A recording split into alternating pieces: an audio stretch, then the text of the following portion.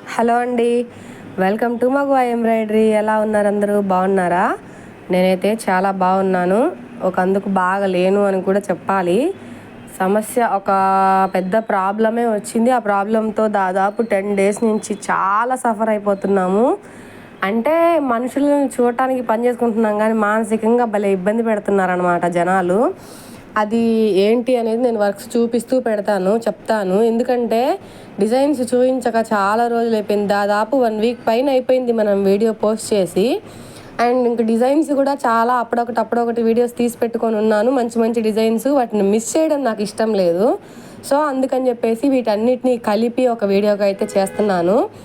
And నా జుట్టు గురించి మాత్రం మర్చిపోండి. నేను అసలు జుట్టు ముడేసుకొనే పని చేయాల్సి వచ్చింది. మొత్తం ఉదయం 4 గంటలకు నిద్ర లేచిన దగ్గర నుంచి రాత్రి 11 వరకు పని చేసినా అవ్వట్లేదన్నమాట. పని చేస్తూనే ఉన్నాము. బట్ ఏంటంటే మెంటల్ టార్చర్ అనమాట ఒక రకంగా. డిజైన్ అయితే చూడండి, ఎంత బ్రైడల్ డిజైన్, చాలా బాగుంది. గోల్డ్ కలర్ శారీ అనమాట. గోల్డ్ కలర్ టిష్యూ శారీ పట్టు టైప్లో వచ్చింది. ఇంకా గోల్డ్ కలర్ సెల్ఫ్ బాగోదు అని చెప్పేసి సజెషన్ కింద నేనే చెప్పాను, రెడ్ కలర్ తోటి వేసుకుంటే బాగుంటుంది అని చెప్తే కస్టమర్ ఓకే అన్నారు. సో ఇంకా కొంచెం బ్రైడల్ డిజైన్ కావాలి, కొంచెం హెవీగా ఉండేది చూపించమంటే చూపించానమాట. ఈ డిజైన్ అయితే చాలా బాగుంటుంది. ఇది మగ్గం వర్కా లేదంటే కంప్యూటర్ వర్కా అనేది దగ్గరకు వచ్చిందాకా తెలియదు. మొత్తం లవంగం స్టిచ్చు, నాట్ స్టిచ్చు, ఇక ఆ కుందన్ స్టిచ్చు, దానివల్ల చాలా హైలైట్ అయింది డిజైన్ అయితే. ఆ కుందన్స్ కూడా మొత్తం మిషన్ ఫ్రేమ్ మీదే సెట్ చేయాలండి. లేదంటే మాత్రం బయటకి తీసిన తర్వాత స్టోన్స్ అంటించుకుందాము అని అనుకుంటే మాత్రం అవి కరెక్ట్గా నీట్గా అంటుకోవన్నమాట. సో మిషన్ ఆఫ్ చేసుకొని చేశాను.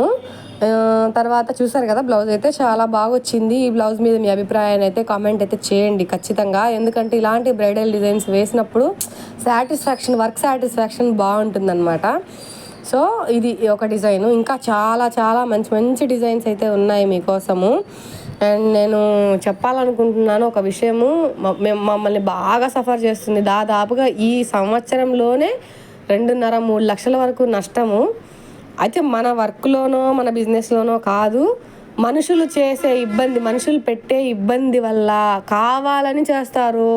అది ప్రయత్న లోపమో ఏంటనేది తెలియదు కానీ మనుషుల్ని మాత్రం బాగా ఇబ్బంది పెట్టేస్తున్నారు.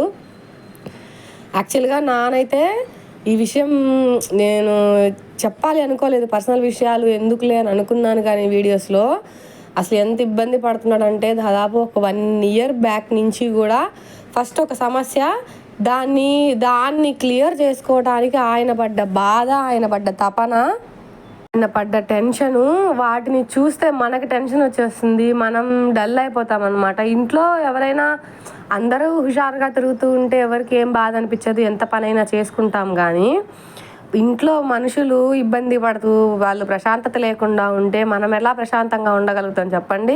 ఇంకా నా జుట్టు చూసి ఇదేంటి ఇలా పెట్టుకొని ఫేస్ వీడియోస్ చేస్తున్నావు అని చెప్పేసి మా పెద్దోడైతే ఎక్కిరిస్తున్నాడు నన్ను. సరే, పొలం విషయంలో ఒకటి జరిగింది. మన పొలము నిమ్మ చెట్లు ఉండే సంగతి చాలామందికి మన పాత వీడియోస్ చూసిన వాళ్ళకి తెలిసే ఉంటుంది. ఆ పొలం విషయంలో కొంత సమస్య వచ్చిందనమాట. మనది ఫెన్సింగ్, మన పొలము గవర్నమెంట్ ఇచ్చింది, కొండలు రాళ్ళు రప్పలు ఇచ్చిందనమాట. మొత్తం పెద్ద పెద్ద గుంటలు ఇచ్చింది గవర్నమెంట్. పొలం ఇచ్చింది కానీ గుంటలు ఇచ్చిందనమాట. ఆ గుంటల పొలాన్ని చదును చేసి వాటికి ఎరువు పోపించి వాటిని వరి కూడా నాటాడు. దాదాపు 3 years వరి నాటి పొలం పని చేసి తర్వాత నిమ్మ చెట్లు వేసాడు నానైతే. దాదాపుగా దానికోసము 12-15 లక్షలు ఖర్చు పెట్టాడు. ఏది 3 ఎకరాల పొలం కోసము 12-15 లక్షలు ఖర్చు పెట్టి పొలం చేసుకున్నాము. ఒక 4-5 years బ్యాక్ మనం పొలం చుట్టూ కూడా ఫెన్సింగ్ వేసామన్నమాట. నేను దీనికి సపరేట్గా వీడియో అయితే చేస్తాను ఖచ్చితంగా. నేను ఇప్పుడు ఎందుకంటే ఈ వర్క్స్ కూడా చూస్తూ ఉంటారు, నా ప్రాబ్లం కూడా మీకు తెలుస్తుంది, అర్థమవుతుంది అని నేను చెప్తున్నాను. పొలం చుట్టూ ఫెన్సింగ్ వేసి దాదాపు 5 years అయింది. అయితే పొలం పక్కన ఉండే వ్యక్తి ఈ ఇయర్ వచ్చేసి నా పొలము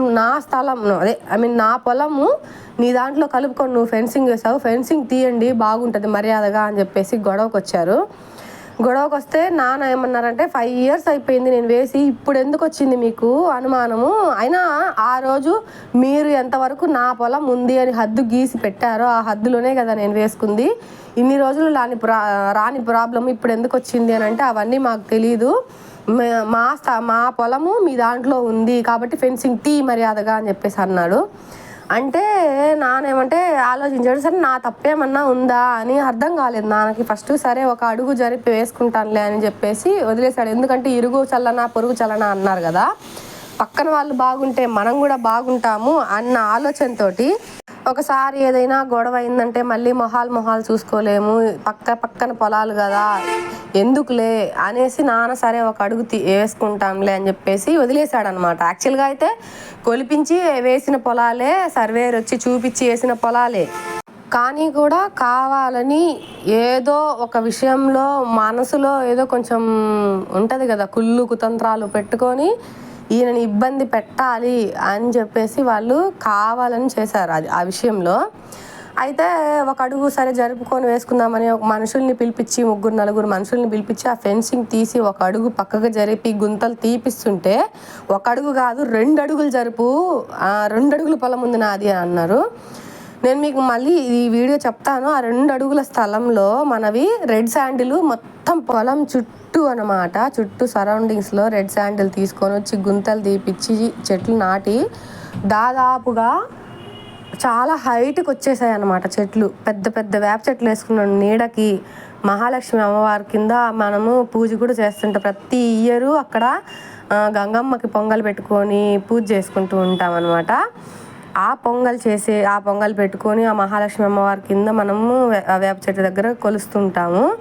ఆ చెట్లు అన్నీ వాళ్ళ దాంట్లో కలుపుకోవాలని ప్లాన్ చేసి 2 అడుగుల పక్కకు జరపమంటే ఇంకా నాన్న ఒకసారి అయితే నేను సరే నా తప్పు ఏమన్నా ఉందేమో అని ఆలోచించాను, కానీ ఇంకా నేను ఆలోచించాల్సిన అవసరం లేదు, నా తప్పు ఏమీ లేదు, కావాలంటే కొలిపించుకోపోండి, సర్వేర్ని తీసుకొని కొలిపించుకొని వచ్చి నా పొలంలో కనుక మీది ఉంది అని చెప్పాడు అంటే నేను మీకు ఎంతవరకు హద్దు గీస్తే అంతవరకు నేను మార్చుకుంటాను అని చెప్పేసి చెప్పాడనమాట. దాని గురించి చాలా డిస్కషన్, అసలు ఫోన్ చేసి ఎంత టార్చర్ పెట్టాడంటే నాన్నని. అతను గబా మాటలు ఎలా పడితే అలా మాట్లాడేసేసి నాన్న మాట్లాడే టైంకి రికార్డ్ ఆప్షన్ ఆన్ చేసేవాడు. నేను ఫస్ట్ 2 times నేను విన్నాను. రికార్డ్ చేసేటప్పుడు సౌండ్ మనకు వినిపిస్తుంది కదా, కొన్ని ఫోన్స్కి వినిపిస్తుంది అనమాట, this call has been recorded అని. అతను కొంచెం ర్యాష్గా గలీజ్గా మాట్లాడడం అనమాట. మాట్లాడిన తర్వాత మనం మాట్లాడేటప్పుడు రికార్డ్ చేయడు. వాళ్ళది ఇంకొకటి ఏంటంటే వాళ్ళు వచ్చి ఎస్సీల కిందకు వస్తారనమాట. మనం ఏదైనా రివర్స్ తిరిగి మాట్లాడి మనం ఏదైనా గట్టిగా మాట్లాడితే అట్రాసిటీ కేసు పెట్టాలి అన్న ప్లాన్ తోటి చేశారు. ఇది మొత్తం కూడా ప్లాన్తో చేశారు వాళ్ళు. ఎంత ప్లాన్తో చేసినా నానైతే సహనంగా నా తప్పు లేదు, మాది కరెక్ట్గానే ఉంది, కావాలంటే కొలిపించుకోండి అని చెప్పేసి తను దాదాపు 4 months పెట్టిన టార్చర్ అలా పెట్టారు అసలు నాన్నకి. మేమైతే చెప్పాలంటే లిటరల్గా మనుషులం బ్రతుకున్నాం, కానీ వాళ్ళ చేత మాటలు అనిపించుకొని ప్రాణాలు పోయినంత ఫీల్ అయ్యామన్నమాట. ఎందుకంటే ఎప్పుడో ఒకరి చేత మాట అనిపించుకొని మేము అలాంటి వాళ్ళతోటి గుంపులుగా నాన్న ఒక్కడ వెళ్తే పొలం దగ్గరికి గుంపులుగా అందరూ వచ్చేసి ఆయనని ఎట్లంటే అట్లా మాట్లాడేయటము, మనం నోరు తెరిచామంటే రికార్డ్ చేయటం, మనం నోరు తెరుస్తాం ఇంకా మాట్లాడుతాము అన్నప్పుడు రికార్డ్ చేయడం, ఇలా చాలా ప్లాంట్గా చేశారు. కానీ నాన్న ఏ రోజు ఏ విషయానికి నోరు జారడు కూడా అనమాట. అలా ఉండబట్టే లాస్ట్కి వచ్చేసరికి వాళ్ళు ఇంక ఎటు తేల్చుకోలేక ఏమి అర్థం కాక సర్వేర్ని పిలిపిస్తే వాళ్ళ పొలం వాళ్ళ హద్దు కరెక్ట్గా ఉంది అని చెప్పాడు. ఇతను ఈ లెఫ్ట్ సైడ్ ఉండే రైట్ సైడ్ మన పొలానికి రైట్ సైడ్ ఉండే అతను ఇబ్బంది పెడుతుంటే మళ్ళీ మధ్యలో దూరి అటు ఇంకొక వైపు ఉండే ఇతను ఇబ్బంది పెడుతున్నాడు కదా, నేను కూడా ఇబ్బంది పెడితే నాకు కూడా పొలంలో కొంచెం కలిసి వస్తుంది అని అతను ఏం చేశాడంటే నాది కూడా కలిసి ఉంది అని చెప్పేసి ఇంకొక పక్క నుంచి పొలం ఫెన్సింగ్ తీసేయంటే ఫెన్సింగ్ దాదాపు 3.5-4 లక్షలు ఖర్చు పెట్టి స్తంభాలు పోపించి ఫెన్సింగ్ వేపించి మనుషుల్ని పెట్టి వేస్తే ఇప్పుడు 5 సంవత్సరాల తర్వాత అబ్జెక్షన్ వచ్చి మీరు 5 సంవత్సరాల తర్వాత పక్కకి జరపమని చెప్పారు.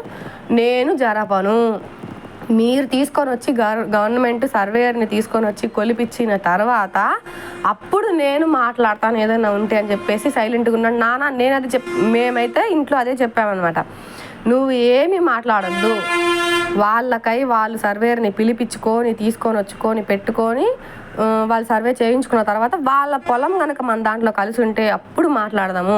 అప్పటి వరకు నువ్వేం మాట్లాడొద్దు నాన్న. మాట్లాడితే కావాలని వాళ్ళు రికార్డ్ చేస్తున్నారు, నువ్వు ఫోన్ లిఫ్ట్ చేయొద్దంటే ఫోన్ లిఫ్ట్ చేయకపోతే నంబర్లు మార్చి టార్చర్ పెట్టి షుగరు 450 లెవెల్కి వెళ్ళిపోయింది నాన్నకు. ఆ టెన్షన్కి వాళ్ళు మాట్లాడే మాటలకి కాలుకి కొంచెం ఎఫెక్ట్ అయింది. ఎంత ఇబ్బంది పడ్డామో మా బాధలు మాకు తెలుసు. దాదాపు 30-40 వేలు ఖర్చు అయింది హాస్పిటల్కి. అన్ని డబ్బులు ఖర్చు పెట్టుకొని ఆ ప్రాబ్లం నుంచి సర్వేర్ వచ్చిన తర్వాత వాళ్ళ పొలం కరెక్ట్గా ఉంది, నీ పొలం కరెక్ట్గా ఉంది, ఎవరి పని వాళ్ళు చేసుకోండి, మర్యాదగా ఉంటుంది, మీ పొలాలు మీకు ఎవరికి సంబంధం లేదు, ఎవరి పాటికి వాళ్ళు కరెక్ట్గానే ఉన్నాయని చెప్పిన తర్వాత తల ఎత్తలేదు ఇంకా ఒక్కడు కూడా. ఆ పక్కోడు ఈ పక్కోడు ఎవడు కూడా తల ఎత్తకుండా నోరు మూసుకొని సైలెంట్ అయిపోయారు. అదే మన తప్పు ఉండుంటే అసలు ఎంత ఘోరంగా మాట్లాడేవాళ్ళు అంటే ఏం లేదు, వాళ్ళు మనల్ని రెచ్చగొట్టి గలీజ్గా మాట్లాడేసి తర్వాత మనం మాట్లాడితే మన మీద కేసు ఫైల్ చేయాలని ఇంత ప్రీ ప్లాన్డ్గా చేశారు కదా. భగవంతుడు వాళ్ళకి సరైన బుద్ధి చెప్పాడు. సర్వేర్ వచ్చి కరెక్ట్గా వాళ్ళది ఎటువంటి ప్రాబ్లం లేదని చెప్పిన తర్వాత నోర్లు మూసేశారు. ఆ ప్రాబ్లం అంతటితో సాల్వ్ అయిపోయింది. తర్వాత ఈ మధ్య రీసెంట్గా ఎప్పుడో 12-13 సంవత్సరాల క్రిందట మన కార్తీక్ మన పెద్దోడు పుట్టినప్పుడు కొన్న స్థలం అది. దాని పక్కన ఒకళ్ళు షెడ్ వేశారు. షెడ్ వేస్తే వాళ్ళ స్థలంలో వాళ్ళు వేశారు అనుకున్నాం. మేము సైలెంట్గానే ఉన్నాం. సరే మనకు అవసరమైనప్పుడు ఎవరైనా స్థలం కొని పక్కకు పెట్టుకొని ఉంటారు, అమ్మాల్సినప్పుడు లేదంటే ఇల్లు కట్టాల్సినప్పుడు కదా దాన్ని కొలుస్తారు ఎంతుంది ఏంటి అనేది. ఇప్పుడు మనం అమ్ముతున్నాము అన్న టైంలో ఇప్పుడు ఆ ఫ్లాట్ అమ్మేటప్పటికి చూస్తే మన స్థలంలోకి దాదాపు 1.5 feet ఫ్రంట్ సైడ్ 1 అడుగు, బ్యాక్ సైడ్కి వచ్చేసరికి 2.5 అడుగు కలిపేసుకొని షెడ్ వేశారు. షెడ్ వేసి ఇప్పుడు ఆ షెడ్ తీయమంటే సమాధానం చెప్పకుండా తిరుగుతున్నారు. అదేంటి అని అంటే సమాధానం చెప్పట్లే. షెడ్ తీయమంటే సమాధానం చెప్పట్లా. దేనికి సమాధానం చెప్పట్లా. అదే గట్టిగా నిలదీసి అడిగితే నువ్వే పడేసేసి నీ స్థలం ఎంత ఉందో తీసుకో అంటున్నారు.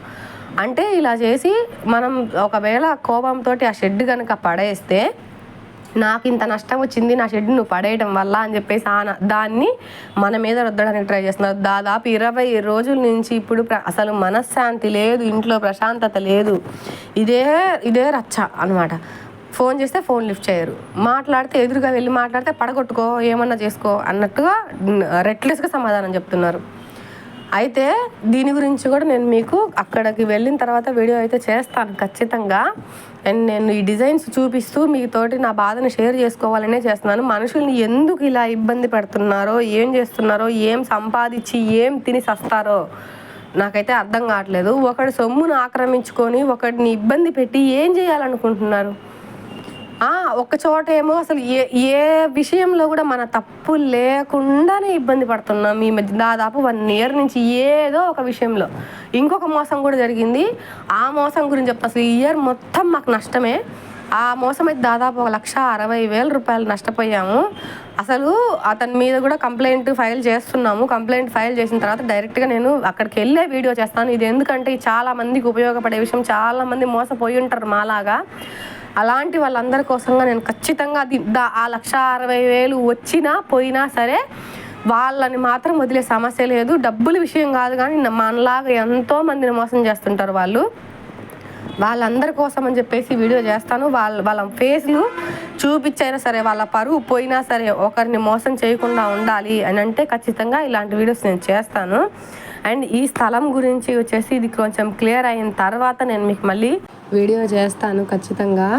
ఇది నా బాధ మీతో ఎందుకు పంచుకుంటున్నాను అంటే మీలాంటి మంచి ఫ్రెండ్స్ నాకు అండ్ రియల్ లైఫ్లో ఉండడం వేరు, ఇలా యూట్యూబ్లో కూడా చాలామంది నన్ను ఇంతగా అభిమానిస్తున్నారు అంటే నాకు కూడా ఫ్రెండ్స్ ఉన్నారు, మీతో నా బాధ పంచుకుంటే తగ్గుతుంది అని అయితే చేస్తున్నాను. అండ్ ఇదిగోండి ఇదే మన పొలము. అదిగోండి అమ్మ అక్కడ వేప చెట్టుకి పూజిస్తుంది చూడండి. ఇవన్నీ వీడియోస్ తీసి పెట్టాను. నాకు వీడియో ఎడిట్ చేయడానికి టైం లేక రాలేదు.